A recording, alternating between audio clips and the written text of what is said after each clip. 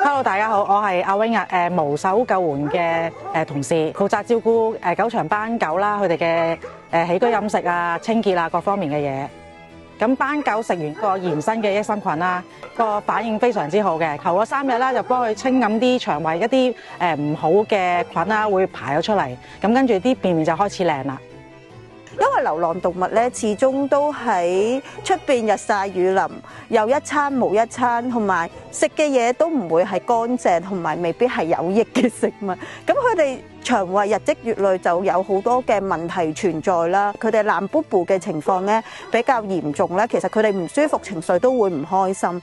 咁而家就有益生菌幫佢哋調理啦。咁而家佢哋開頭食嘅時候都會有少少肚屙嘅情況，因為清緊佢啲污糟嘢。而家啲便就開始靚翻啦，咁真係證明佢哋啲腸就開始好翻好多啦。多謝你哋延伸，就係俾咗啲健康嘅supplement俾我哋啲狗狗食，令到佢哋生活啊會更加好，健康都會好翻啲。